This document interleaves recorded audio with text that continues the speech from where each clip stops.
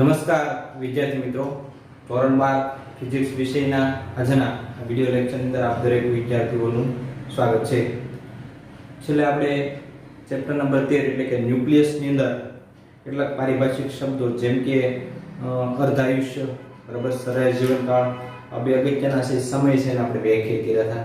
ત્યારબાદ એના સૂત્ર પણ આપણે જોયા હતા, બરાબર. અર્ધાયુ જેને આપણે T1 વડે દર્શાવીએ છીએ કે કોઈ પણ રેડિયોએક્ટિવ ન્યુક્લિયસ છે એની અંદર એના ન્યુક્લિયસની સંખ્યા છે પ્રારંભના ન્યુક્લિયસ કરતાં અડધી થાય એ સમયગાળાને આપણે એનો અર્ધ જીવનકાળ T1 વડે દર્શાવતા T1/2, બરાબર. એનું સૂત્ર આપણે છે 0.693 છેદમાં લેમ્ડા. આવું આપણે એનું સૂત્ર મળ્યું. જ્યાં લેમ્ડા છે ક્ષય અચળાંક છે, બરાબર, જે દરેક રેડિયોએક્ટિવ ન્યુક્લિયસ માટે અલગ અલગ હોય છે. ત્યારબાદ આપણે એક બીજો સમય વ્યાખ્યાયિત કર્યો હતો સરેરાશ જીવનકાળ, જેને આપણે ટો, બરાબર, આવી સંજ્ઞા વડે દર્શાવતા હતા. ટાઉ, જે ટોર્કની સંજ્ઞા છે એ સંજ્ઞા આપણે સરેરાશ જીવનકાળ માટે પણ વાપરે છે. અને સરેરાશ જીવનકાળને આપણે વ્યાખ્યાયિત કર્યો હતો કે કોઈ પણ રેડિયોએક્ટિવ ન્યુક્લિયસ છે એની અંદર એના ન્યુક્લિયસની સંખ્યા, બરાબર, એ પ્રારંભના ન્યુક્લિયસ કરતાં ઈમાં ભાગની થાય એને આપણે એનો સરેરાશ જીવનકાળ કહીએ છીએ, બરાબર. અને સરેરાશ જીવનકાળનું પણ આપણે સૂત્ર જોયું હતું કે ટો બરાબર 1/લેમ્ડા, બરાબર, 1/લેમ્ડા. તો આ બંનેના આપણે સૂત્ર જોયા હતા. ત્યારબાદ આપણે બે વચ્ચેનો સંબંધ પણ જોયો હતો કે T1 બરાબર 0.693 ટો, બરાબર. આ અર્ધાયુ અને સરેરાશ જીવનકાળ વચ્ચેનો સંબંધ છે. અને આના આધારે આપણે કીધું હતું કે હંમેશા અર્ધાયુ છે સરેરાશ જીવનકાળ કરતાં ઓછો હોય છે, બરાબર. અને સરેરાશ જીવનકાળ હંમેશા અર્ધાયુ કરતાં વધારે હોય છે, બરાબર. આ સંબંધ આપણે મેળવ્યો. હવે આગળ આપણે એક નાનું એવું કોષ્ટક છે, બરાબર, તો આપણે માહિતી નથી પણ દાખલાની અંદર ખૂબ જ ઉપયોગી થાય એવું એક કોષ્ટક છે આપણે જોવાનું છે કે જેમાં આપણે અર્ધાયુ, સમયગાળો, બરાબર, સરેરાશ જીવનકાળ અને કોઈ પણ સમયે એના અવિભાજિત ન્યુક્લિયસની સંખ્યા કેટલી હોય, બરાબર, એનો આપણે સંબંધ છે હવે કોષ્ટકની અંદર જોઈશું.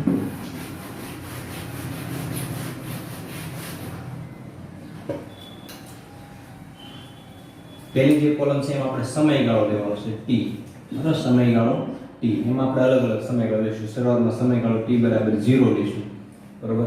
પછી સમયગાળો T બરાબર પહેલો અર્ધાયુ લેવાનો છે, બરાબર, T1, 1T1, એમ અલગ અલગ આપણે સમયગાળાથી લેવાના છે. પછી બીજો અર્ધાયુ લઈશું, બરાબર.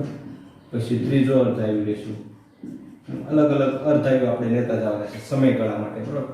પેલો પ્રારંભિક સમયગાળો 0 હોય, બરાબર, ત્યારે એના અવિભાજિત ન્યુક્લિયસની સંખ્યા અહીંયા આપણે શું લઈશું? અવિભાજિત ન્યુક્લિયસ ની સંખ્યા, બરાબર, કેટલી થાય એને આપણે n વડે દર્શાવીશું. અવિભાજિત ન્યુક્લિયસ એટલે n. તો શરૂઆતમાં તો T બરાબર 0 સમયે બધા અવિભાજિત હશે, જે કોઈનું વિભાજન નહીં થયું હોય, એટલે શરૂઆતમાં T બરાબર 0 છે ત્યારે બધા કેવા છે? અવિભાજિત હશે.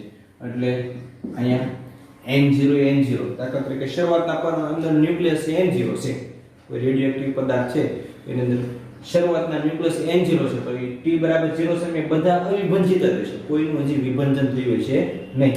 ત્યારબાદ પહેલો અર્ધાયુ હશે ત્યારે કેટલા અવિભાજિત હશે? તો અડધા છે એ અવિભાજિત હશે, એનો અડધો ભાગ છે અવિભાજિત હશે. એટલે N0/2 છે એ કેવા છે? અવિભાજિત હશે. બીજો અર્ધાયુ હશે ત્યારે આના પણ અડધા છે એટલા અવિભાજિત હશે, એટલે કે N0/4 અવિભાજિત હશે. ત્રીજો અર્ધાયુ હશે, બરાબર, ત્યારે આના પણ અડધા છે અવિભાજિત, એટલે કે N0/8 અવિભાજિત હશે. જો આપણે સમયગાળો દાખલા તરીકે T બરાબર 4T1 લઈએ, ચોથો અર્ધાયુ લઈએ, તો ત્યારે આના કરતા પણ અડધા છે અવિભાજિત હશે, N0/16 અવિભાજિત હશે, બરાબર. હવે જો આને હું આ રીતે લખી શકું, આ N0 બરાબર તો N0 થી, બરાબર.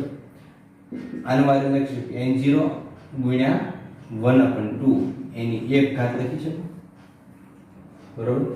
આનું આ રીતે લખી શકું કે N0 ગુણ્યા 1/2 એની 2 ઘાત. આનું આ રીતે લખી શકું N0 ગુણ્યા 1/2 એની 3 ઘાત. કારણ કે N0/4 તો અહીં N0/1/2 નો વર્ગ કરું તો N0/4 જ થશે, બરાબર. પછી N0/8 છે તો 1/2 નો ઘન થાય. N0/16 છે તો N0 ગુણ્યા 1/2 ની 4 ઘાત થશે. ખ્યાલ આવે છે? બધામાં 1/2 ની ઘાત જ આવે છે. 1/2 ની 1, 1/2 ની 2, 1/2 ની 3, 1/2 ની 4. આ કાંઈ નથી એટલે 1/2 ની 0 લખો તો પણ ચાલે, કારણ કે કોઈ પણ ની 0 ઘાત એટલે 1 થાય. 1 ને તમે n0 એટલે ગુણો કરી ફેર પડે નહીં, બરોબર? હવે જો અહીંયા તમે જોશો તો ખ્યાલ આવશે. અહીં 0 છે તો અહીંયા 0, અહીંયા 1 છે તો અહીંયા 1 ઘાત, અહીંયા 2 છે તો અહીંયા 2 ઘાત, અહીંયા 3 છે તો 3 ઘાત, 4 છે તો 4 ઘાત. એનો મતલબ એવો છે કે હજુ જો આમ ક્રમિક છે અહીંયા t બરાબર 4 5 6 તો nt1/2 લેવામાં આવે, n નો અર્ધાયુ લેવામાં આવે તો અવિભાજિત ન્યુક્લિયસ કેટલા થાય? તો એના બરાબર આપણે લખવું તો n0 ગુણ્યા 1/2 ની કેટલી ઘાત થાય? n ઘાત થાય. આવું આપણે લખી શકીએ, બરાબર? n0 ગુણ્યા 1/2 ની કેટલી ઘાત આવે? n ઘાત આવે. કારણ કે 4 છે તો અહીં 4 ઘાત આવે, તો અહીં n નો અર્ધાયુ હોય તો અહીં n ઘાત આવશે, બરાબર? તો આના આધારે આપણે એવો સંબંધ લખી શકીએ કે કોઈ પણ સમય આપણે તો t બરાબર n to t1/2 સમય હશે એનો કેટલો ભાગ અવિભાજિત હશે? n0 ગુણ્યા 1/2 ની n, બરાબર? એટલે અવિભાજિત ભાગ આપણે મેળવવો તો એના આધારે આપણે એવો સંબંધ લખી શકીએ કે t બરાબર n to 1/2 સમયે અવિભાજિત ભાગ કેટલો હશે? તો 1/2 ની n નો ભાગ, બરાબર? એટલે મૂળ ન્યુક્લિયસ છે, મૂળ ન્યુક્લિયસ એટલે n0, બરાબર? n0 નો કેટલામો ભાગ? તો 1/2 ની n ઘાત કેટલામો ભાગ છે અવિભાજિત હશે, બરાબર? એટલે તમને કોઈ પણ સમયે અવિભાજિત ન્યુક્લિયસ મેળવવાનું કહે તો સીધો જ આપણે આ સંબંધનો પણ ઉપયોગ કરી શકીએ, બરાબર? અને આના પર ઘણી વખત છે આપણે સમયગાળો આપી દીધો હોય પણ તમને અહીંયા અર્ધાયુ મેળવવાનો કહે તો તમે n છે અહીંયા n જો તમને ખ્યાલ હોય, બરાબર? તો આના આધારે મેળવો n બરાબર શું થાય? t ના છેદમાં t1. આ પણ સૂત્ર ખાસ આપણે યાદ રાખશું. તો આના આધારે કે n બરાબર t ના છેદમાં t1 એટલે અર્ધાયુ જે કઈ સમયગાળો આપ્યો એ આપણે મૂકવાનો, અને જે કઈ અર્ધાયુ તો તમને n મળી જાય. n ની કિંમત અહીં મૂકો એટલે અવિભાજિત ભાગ તમને મળી જાય, તો કે કેટલો ભાગ છે એનો અવિભાજિત હશે. અવિભાજિત ભાગ મળી જાય તો એના આધારે વિભાજિત ભાગ મેળવો તો કુલ ન્યુક્લિયસમાંથી અવિભાજિત ભાગ કરી નાખો, બરાબર? તો એના આધારે તમને જે વિભાજિત ભાગ મળી જાય. ઘણી વખત વિભાજિત ભાગ પણ માંગે છે, તો એની માટે આપણે અવિભાજિત ભાગ છે ને કુલ ન્યુક્લિયસમાંથી બાદ કરવાનો રહે. ખ્યાલ આવે છે? તો આ એક સંબંધ ખાસ તમે નોટ ડાઉન કરી નાખજો, બરાબર? કારણ કે આનો ઉપયોગ છે આપણે દાખલામાં કરશું, બરાબર? જૂની ટેક્સ્ટ બુકમાં તો આપેલું હતું, નવી ટેક્સ્ટ બુક એની અંદરથી નીકળી જશે, પણ ઘણા દાખલાની અંદર હજુ આનો ઉપયોગ થાય છે, બરાબર? એક વસ્તુ છે નોટ ડાઉન કરી નાખજો. વધારે તો તમને દાખલા ગણશો પછી જ પ્રેક્ટિસ થાય છે. આનો ઉપયોગ કઈ રીતે કરવો આપણે દાખલાઓ એક્સ્ટ્રા જોશું, નીટમાં પૂછાઈ ગયેલા એવા બધા દાખલા જોશું એટલે તમને ખ્યાલ આવશે કે આનો ક્યાંક ને ક્યાંક આપણે એનો ઉપયોગ કરવાનો રહેશે, બરાબર? હવે આગળ આપણે જે આગળ ક્ષયના જે જુદા જુદા 3 પ્રકાર છે એનું નામ જોઈએ, આલ્ફા ક્ષય, બીટા ક્ષય અને ગામા ક્ષય. તો એની આપણે વિગતવાર ડીપમાં ચર્ચા કરવાની છે કે આલ્ફા ક્ષય શું છે એનું ઉદાહરણ આપણે જોશું, બરાબર? તો એ હવે આલ્ફા ક્ષયની ઘટના આપણે જોઈએ, ત્યારબાદ આગળ બીટા ક્ષય અને ગામા ક્ષય પણ આપણે જોવાના છે, બરાબર? તો જોઈએ હવે આલ્ફા ક્ષય.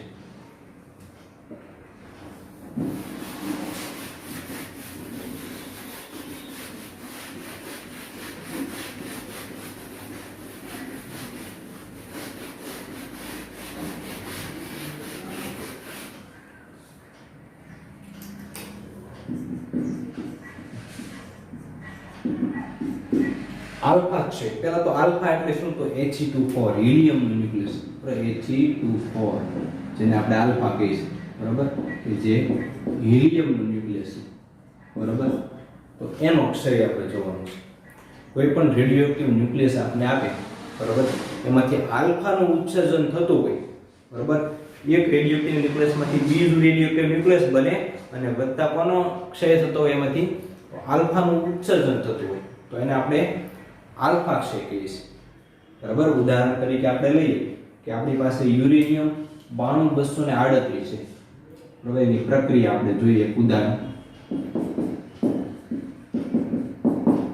કે તમારી પાસે ધારો કે યુરેનિયમ 92238 છે, બરાબર? એમાંથી આલ્ફા ક્ષય થાય છે, બરાબર? એમાંથી આલ્ફાનું ઉત્સર્જન થાય છે, એટલે આમાંથી આલ્ફાનું ઉત્સર્જન થયું એટલે પ્લસ He2 તો મળવાના નથી, બરાબર? આલ્ફાનું ઉત્સર્જન થયું તો હવે જે ન્યુક્લિયસ બનશે એ કયું છે? બે બાજુ પાછી પ્રક્રિયા તો સંતુલિત થવી જોઈએ, બરાબર. યુરેનિયમ 9238 એક રેડિયોએક્ટિવ ન્યુક્લિયસ છે, જેમાંથી શેનો ક્ષય થાય છે? આલ્ફાનો ક્ષય. આલ્ફાનો ક્ષય એટલે આલ્ફાનું ઉત્સર્જન થાય છે, એટલે અહીં આલ્ફાનો આપણે ઉત્સર્જન કરે. તો હવે અહીંયા કંઈક જે ન્યુક્લિયસ મળશે એ કોઈ બીજું ન્યુક્લિયસ છે, બરાબર. અને એનો પરમાણુ ભાર અને પરમાણુ ક્રમાંક કેટલો હશે? તો એ આપણે પ્રક્રિયા સંતુલિત કરીએ તો ખ્યાલ આવે કે અહીંયા 92 છે, તો અહીંયા પરમાણુ ભાર 2 છે, તો નવું ન્યુક્લિયસ બનશે, એનો પરમાણુ ભાર કેટલો હશે? બરાબર. એનો પરમાણુ ભાર છે પરમાણુ ક્રમાંક, તો અહીં પરમાણુ ક્રમાંક 92 છે, પરમાણુ ક્રમાંક 2 છે. તો જે નવું ન્યુક્લિયસ બનશે એનો પરમાણુ ક્રમાંક કેટલો હોવો જોઈએ? તો એ 92 માંથી 2 બાદ કરો એટલે 90 હોવો જોઈએ. 90 પરમાણુ ક્રમાંક એવું ન્યુક્લિયસ કયું છે? તો એ થોરિયમ ન્યુક્લિયસ. કયું છે? થોરિયમ, કે જેનો પરમાણુ ક્રમાંક 90. હવે પરમાણુ ભાર કેટલો હશે? તો અહીં સંતુલિત કરો તો અહીં 238 છે, અહીં 4 આવે, તો અહીં છેટો ફોર્મમાં તો 4 જ આવે છે. તો અહીં 4 છે, તો 238 માંથી 4 બાદ કરો એટલે 234. તો થોરિયમ ન્યુક્લિયસ બન્યું. આ એક આલ્ફા ક્ષયનું ઉદાહરણ છે કે યુરેનિયમના ન્યુક્લિયસમાંથી થોરિયમનું ન્યુક્લિયસ બને છે અને આલ્ફાનો શું થાય છે? એમાં ક્ષય થાય છે, બરાબર. અહીં આપણે એને નામ પણ આપી શકીએ કે આને છે જનક ન્યુક્લિયસ કહેવાય. જનક ન્યુક્લિયસ, બરાબર. જેનો ક્ષય થતો હોય એને જનક ન્યુક્લિયસ કહેવાય. જે ન્યુક્લિયસનો ક્ષય થતો હોય, પણ ક્ષય કોનો થાય છે? યુરેનિયમ ન્યુક્લિયસ, બરાબર. એનું રૂપાંતર જે ન્યુક્લિયસમાં થતું હોય એને જનિત ન્યુક્લિયસ કહેવાય. જનિત ન્યુક્લિયસ. અને જે કણ ઉત્સર્જિત થતો હોય, બરાબર, ઉત્સર્જિત કણ કહેવામાં આવે છે. ઉત્સર્જિત કણ, બરાબર. યુરેનિયમ 9238 જેનો ક્ષય થાય છે એને આપણે જનક ન્યુક્લિયસ કહીશું. એમાંથી જે નવું ન્યુક્લિયસ બને છે એને આપણે જનિત ન્યુક્લિયસ કહીશું. અને જેનું ઉત્સર્જન થતું હોય એ કણને આપણે શું કહીશું? ઉત્સર્જિત કણ. સામાન્ય આપણે કોઈ પ્રક્રિયા લખી હોય, બરોબર, સર્વ સામાન્ય જે દરેકને લાગુ પાડી શકાય, કોમન, બરોબર. તો એવું કોઈ એક ન્યુક્લિયસ ધારો કે x AZ છે, બરોબર. x પરમાણુ ભાર આપણે ઉપર લખીએ છીએ x AZ, બરોબર. એમાંથી કોઈ નવું ન્યુક્લિયસ y બને છે અને કોનો ક્ષય થાય છે? તો આલ્ફાનો ક્ષય થાય છે, He2 4, બરોબર. આલ્ફાનું ઉત્સર્જન થાય છે. તો નવું જે ન્યુક્લિયસ બને છે જેને આપણે જનિત ન્યુક્લિયસ કહીએ છીએ, એનો પરમાણુ ક્રમાંક કેટલો ઘટે? તો પરમાણુ ક્રમાંક 2 એકમ ઘટે. પરમાણુ ભાર કેટલો ઘટે? તો પરમાણુ ભાર છે 4 એકમ ઘટે છે, બરોબર. આ કોમન પ્રક્રિયા આપણે સામાન્ય ઉદાહરણ લખવું હોય, બરોબર, કે આલ્ફા ક્ષય છે એની કોમન પ્રક્રિયા લખવી તો જે ન્યુક્લિયસનો ક્ષય થાય છે, બરોબર, જે કે જનક ન્યુક્લિયસ, એમાંથી જ્યારે જનિત ન્યુક્લિયસ બને ત્યારે જનિત ન્યુક્લિયસ છે એના પરમાણુ ક્રમાંકમાં 2 એકમનો ઘટાડો અને પરમાણુ ભારમાં 4 એકમનો ઘટાડો, બરોબર. પરમાણુ ક્રમાંકમાં 2 એકમનો ઘટાડો અને પરમાણુ ભારમાં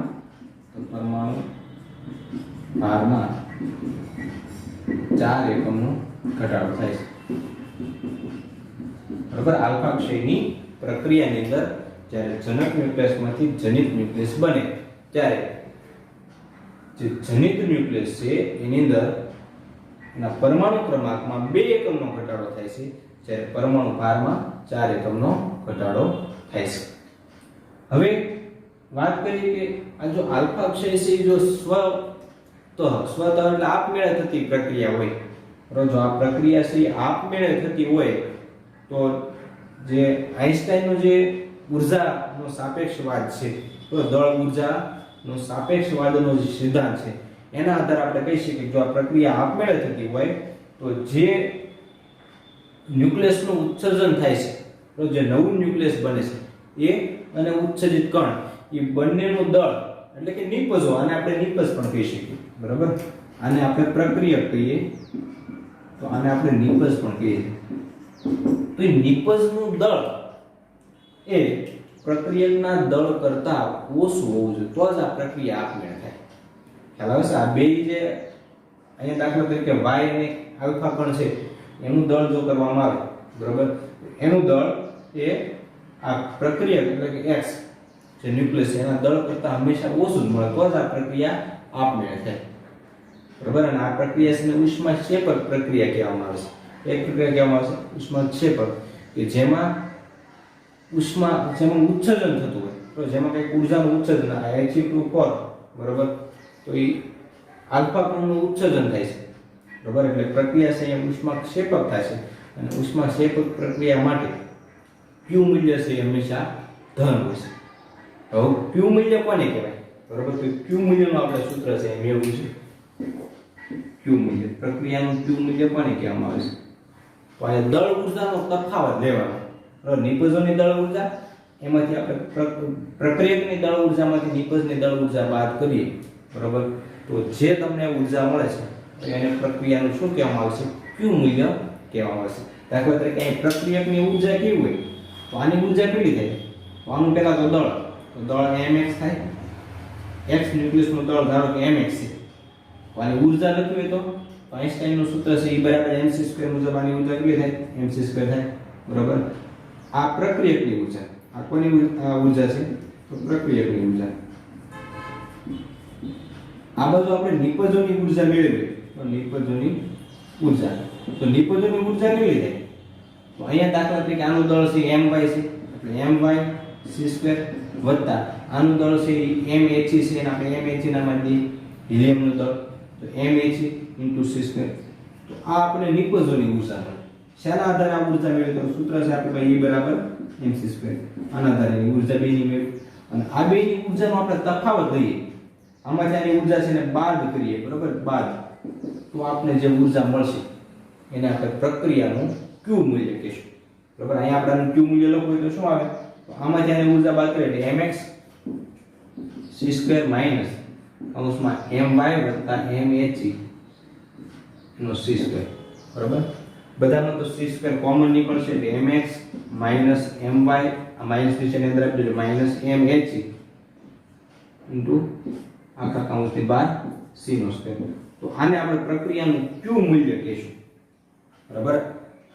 જે આલ્ફા ક્ષયની જે ઘટના બને છે એમાં પ્રક્રિયાનું Q મૂલ્ય કોને કહેવામાં આવે છે? તો દળ ઊર્જાનો તફાવત લેવાનો. દળ ઊર્જા આપણે આ સૂત્રની મદદથી મળશે. બરાબર. એમાં આપણે પ્રક્રિયકની દળ ઊર્જામાંથી નિપજની દળ ઊર્જાને બાદ કરીએ તો જે આપણે ઊર્જા મળશે એને આપણે પ્રક્રિયાનું Q મૂલ્ય કહીશું. અને પ્રક્રિયા જો આપમેળે થતી હોય બરોબર એટલે કે ઉષ્માક્ષેપક પ્રક્રિયા માટે ઉષ્માક્ષેપક કે એમાં કોઈ ઊર્જા બહારથી આપવી પડે નહીં એટલે આપણે ઉષ્માક્ષેપક પ્રક્રિયા કહીએ. ઉષ્માક્ષેપક પ્રક્રિયા માટે Q > 0 એટલે ધન જ હોય. હંમેશા પ્રક્રિયાનું Q મૂલ્ય આપણે ધન જ મળે. પણ જો પ્રક્રિયા ઉષ્મા શોષક હોય ઉષ્મા શોષક પ્રક્રિયા હોય કે જેમાં ઊર્જા બહારથી આપવી પડે એની માટે Q મૂલ્ય છે <0 હોય છે એટલે કે ઋણ હોય છે. તો ખાસ યાદ રાખજો ઉષ્માક્ષેપક પ્રક્રિયા માટે Q મૂલ્ય ધન હોય. ઉષ્મા શોષક પ્રક્રિયા માટે છે Q મૂલ્ય કેવું હોય છે? ઋણ હોય છે. બરાબર. તો આ રીતે Q મૂલ્ય અમે એક ખાસ અગત્યનો શબ્દ આપણે જોયો Q મૂલ્ય. ત્યારબાદ આ ખાસ પ્રક્રિયા યાદ રાખશું. બરાબર. આલ્ફા ક્ષયની અંદર કે યુરેનિયમ 238 માંથી થોરિયમ 234 બને. બરાબર. પ્લસ આલ્ફા નો ક્ષય થાય છે એટલે આલ્ફા નું ઉત્સર્જન થાય છે. બરાબર.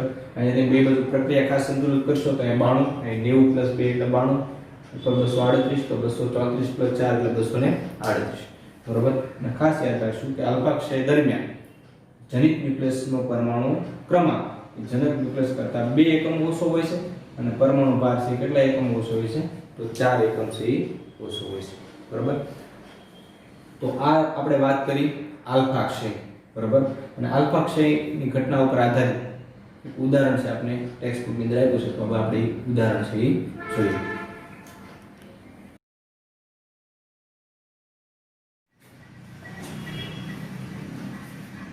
ચલો તો ઉદાહરણ નંબર 13.6 આપણે જોઈએ. નીચેના પરમાણુ દળો આપણને આપેલા છે. અલગ અલગ પરમાણુના દળ છે આપણને આપ્યા છે. એમાં યુરેનિયમનું દળ આપ્યું છે. બરાબર. બધા દળ AU માં આપ્યા છે. આલ્ફા ગણનું દળ આપ્યું છે. એવી રીતે થોરિયમનું દળ આપણને આપ્યું છે. બરાબર. 1H1 એટલે કે પ્રોટોન. બરાબર. એનું પણ આપણે દળ આપ્યું છે. આને આપણે પ્રોટોન કહીશું. સામાન્ય હાઇડ્રોજન પણ કહી શકાય. બરાબર. ત્યારબાદ પ્રોટેક્ટેનિયમ બરાબર. આ જે P એ સંજ્ઞા છે શેની છે? તો પ્રોટેક્ટિનિયમ, અને એનું આપણે દળ પણ આપ્યું છે. બરાબર. ખાસ P એ સંજ્ઞા છે પ્રોટેક્ટિનિયમ છે. બરાબર. યુરેનિયમ 92238 ના આલ્ફા ક્ષય દરમિયાન વિમુક્ત થતી ઊર્જા ગણો. બરાબર. આ બે વસ્તુ મેળવશે. પહેલું શું મેળવવાનું છે? તો યુરેનિયમનો આલ્ફા ક્ષય થાય, બરાબર, તો ત્યારે કેટલી ઊર્જા છે મુક્ત થશે? વિમુક્ત થતી ઊર્જા આપણે મેળવવાની છે, ઉત્સર્જન પામતી ઊર્જા મેળવવાની. અને બીજું કે યુરેનિયમ 92238 સ્વતઃ એટલે આપમેળે પ્રોટોનનું ઉત્સર્જન કરી, પ્રોટોન એટલે બને છે, તો એનું ઉત્સર્જન કરી શકે કે નહીં એમ આપણે દર્શાવવાનું છે. તો આપમેળે ઉત્સર્જન થઈ શકે કે નહીં છે ઈશાના આધારે ખ્યાલ આવશે.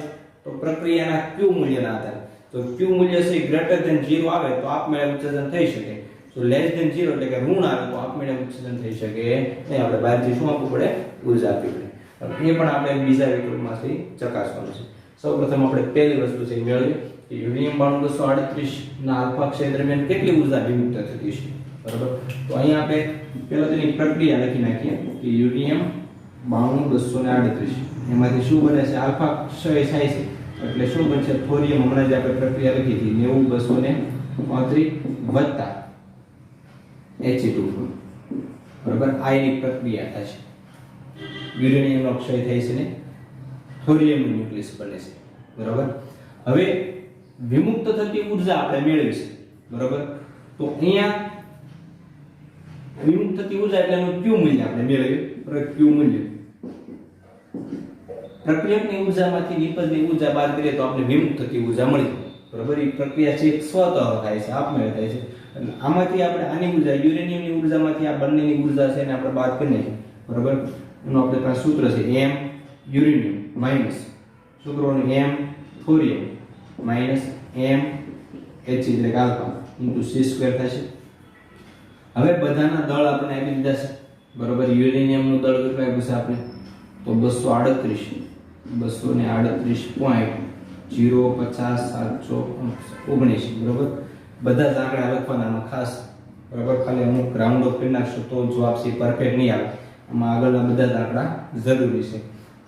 માઈનસ m થોરિયમ એટલે કે થોરિયમનું દળ તો એ છે 234.04363 માઈનસ હિલિયમ એટલે કે આલ્ફા કણનું દળ તો એ આપણે આપ્યું છે 4.00260 એ બધા દળ છે એ ની મત આપ્યા છે અને ઇન્ટુ c² આવશે. બરાબર. તો હવે આપણે આનું સાદુરૂપ આપીએ, 3 ની બાદબાકી કરીએ તો આપણે મૂલ્ય છે 0.00456 એ બરાબર ઇન્ટુ c² મળશે. બરાબર. આ આપણે પ્રક્રિયાનું Q મૂલ્ય મળ્યું. હવે આપણે છે મેગા ઇલેક્ટ્રોન વોલ્ટમાં ઊર્જા મેળવી છે. બરાબર. તો આપણી પાસે એક સંબંધ છે. એ સંબંધનો આપણે ખાસ અહીંયા ઉપયોગ કરશું. બરાબર. કયો સંબંધ છે કે એક EMU હોય તો એને સમતુલ્ય ઊર્જા, એક EMU દળને સમતુલ્ય ઊર્જા કેટલી છે? તો 931.5 મેગા ઇલેક્ટ્રોન વોલ્ટ છે. તો એક EMU દળને સમતુલ્ય ઊર્જા કેટલી છે? તો 931.5 મેગા ઇલેક્ટ્રોન વોલ્ટ. અહીંયા તો કેટલા EMU છે? તો 0.00456 EMU છે. તો એને સમતુલ્ય ઊર્જા કેટલી થાય? તો 0.00456 ગુણ્યા 931.5. બરાબર. આ બેનો ગુણાકાર કરશો તો હવે આપણે ઊર્જા શેમાં મળશે? મેગા ઇલેક્ટ્રોન વોલ્ટ મળશે. તો આ સંબંધ આપણે આગળ મેળવી ચૂક્યા છે એટલે હવે અહીંયા આપણે મેળવશું નહીં. હવે બેનો આપણે ગુણાકાર કરીએ તો Q બરાબર 4.25 મેગા ઇલેક્ટ્રોન વોલ્ટ. બરાબર. આ આપણને એનું Q મૂલ્ય મળશે એટલે કે પ્રક્રિયામાં વિમુક્ત થતી ઊર્જા મળશે. બરાબર. યુરેનિયમમાંથી થોરિયમ જ્યારે બને છે ત્યારે કેટલી ઊર્જા મુક્ત થતી છે? તો 4.25 મેગા ઇલેક્ટ્રોન વોલ્ટ જેટલી ઊર્જા છે વિમુક્ત થતી હશે. હવે એમાં બીજો જે પ્રશ્ન છે એનો આપણે જવાબ મેળવીએ કે યુરેનિયમ 92238 સ્વતઃ પ્રોટોનનું ઉત્સર્જન કરી શકે. બરાબર. આપણે દર્શાવવાનું છે કે આપમેળે છે પ્રોટોનનું ઉત્સર્જન આમાં શક્ય બને. તો આપમેળે પ્રક્રિયા શક્ય ક્યારે બને? Q મૂલ્ય કેવું થતું હોય? ધન મળતું. અહીંયા કેમ Q મૂલ્ય આપણે ધન મળ્યું? તો આ પ્રક્રિયા આપમેળે થઈ શકે. એમાંથી આલ્ફા ક્ષય છે આપમેળે છે આલ્ફાનો ક્ષય થઈ શકે. બરાબર. પણ અહીંયા તો પ્રોટોનનું ઉત્સર્જન કરવાની વાત છે. બરાબર. તો એ થઈ શકે કે ન થઈ શકે એની માટે શું જવાબદાર રહેશે? Q મૂલ્ય. તો Q મૂલ્ય આપણે ગ્રેટર ધેન 0 મળે એટલે કે ધન મળે તો પ્રક્રિયા થઈ શકે. તો Q મૂલ્ય ધન ન મળે તો તો આપમેળે એટલે કે સ્વતઃ પ્રોટોનનું ઉત્સર્જન થઈ શકશે નહીં. સૌપ્રથમ આપણે એની પ્રક્રિયા લખીએ. બરાબર, યુરેનિયમ 92 એમાંથી શેનું ઉત્સર્જન થાય છે? તો પ્રોટોન એટલે કે 1H1. બરાબર, અને શું બનશે? તો 92 છે એટલે અહીં એક જાય, 92 માંથી એક જાય એટલે એક અણુ આવતો હોય. ન્યુક્લિયસ કયું છે? તો અહીં જો લખેલું છે. બરાબર, પ્રોટેક્ટિનિયમ Pa 237. તમે જોશો તો અહીં પ્રક્રિયા છે સંતુલિત થઈ જશે. 238 તો 37 + 1 એટલે 38 91 થાય એટલે 92. બરોબર, પ્રક્રિયા આ પ્રકારની થશે. એ ન્યુક્લિયસ આપણે રકમની અંદર આપી દીધેલું છે, એનું દળ પણ આપી દીધેલું છે. હવે આપણે Q મૂલ્ય મેળવ્યું તો Q મૂલ્ય બરાબર શું થાય?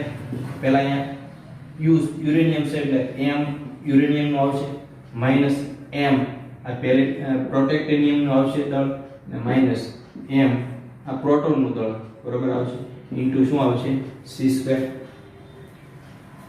હવે બધાના દળ આપણે લખી નાખ્યા. એમાંથી યુરેનિયમ નું દળ તો 238.05079 માઈનસ પ્રોટેક્ટિનિયમ નું દળ 237.05121 અને માઈનસ પ્રોટોન નું દળ એટલે 1.00 બરાબર ઇન્ટુ શું આવશે? c² આવશે. બરાબર, હવે ત્રણેયને આપણે બાદબાકી કરીએ તો આપણે q બરાબર -0.00825 AMU મળે છે. બરાબર, ઇન્ટુ c². અહીંથી જ આપણે ખ્યાલ આવી જાય કે ઋણ આવ્યું બરાબર, મતલબ એ પ્રક્રિયા આપમેળે થઈ શકશે નહીં. તો આપણે મેગા ઇલેક્ટ્રોન વોલ્ટમાં મેળવવું તો -0.00825 એક એમ ને સમતુલ્ય ઊર્જા કેટલી થાય? તો આપણી પાસે 931.5 હતા અને આપણે 931.5 વડે ગુણીને તો હવે જે ઊર્જા મળશે શેમાં મળશે? મેગા ઇલેક્ટ્રોન વોલ્ટમાં. બેનો ગુણાકાર કરીએ તો -7.68 મેગા ઇલેક્ટ્રોન વોલ્ટ. આ આપણે પ્રક્રિયાનું Q મૂલ્ય મળ્યું. બરાબર, અહીંયા આપણે કહી શકીએ કે Q <0 છે. પ્રક્રિયાનું Q મૂલ્ય આપણને ઋણ મળે છે. એનો મતલબ એ છે કે આ પ્રક્રિયા તેથી પ્રક્રિયા આપમેળે શક્ય નથી. બરોબર, આ ઋણ મેળવવાનો મતલબ શું છે કે આ પ્રક્રિયા આપણે કરાવી હોય તો એટલી ઊર્જા આપણે એને આપવી પડે. બરોબર, એટલી ઊર્જાનું શોષણ કરે આ યુરેનિયમનું ન્યુક્લિયસ. 7.68 મેગા ઇલેક્ટ્રોન વોલ્ટ જે ઊર્જા છે એટલી ઊર્જાનું જો શોષણ કરે તો આ પ્રક્રિયા થઈ શકે. બરાબર, યુરેનિયમ 92238 એ 7.68 મેગા ઇલેક્ટ્રોન વોલ્ટ ઊર્જાનું શોષણ કરે તો આ પ્રક્રિયા શક્ય બને. બરાબર, આપમેળે આ પ્રક્રિયા ક્યારે શક્ય બને નહીં. જો આ પ્રક્રિયા શક્ય બનાવી હોય તો 7.68 મેગા ઇલેક્ટ્રોન વોલ્ટ જેટલી ઊર્જા છે યુરેનિયમને આપવી પડે તો એ પ્રોટોનનું શું કરી શકે? ઉત્સર્જન કરી શકે. બરાબર, તો આ રીતે Q મૂલ્યના આધારે છે આપણે એ નક્કી કરી શકીએ કે ક્યારે પ્રક્રિયા છે આપમેળે શક્ય બને, ક્યારે પ્રક્રિયા આપમેળે શક્ય બનતી નથી. બરાબર, તો આ રીતે આપણે Q મૂલ્ય ઉપર આધારિત દાખલો જોઈ. તો આવા બીજા કેટલાક દાખલાઓ તમને અલગ સાહિત્યમાંથી સ્વાધ્યાયમાંથી મળી રહેશે. તમારા પ્રકારના દાખલાઓ છે તમારી પ્રેક્ટિસ કરવાની છે દરેક. બરાબર, ચાલો તો આજના આ વિડિયો લેક્ચરમાં તો આટલે સુધી રાખીએ.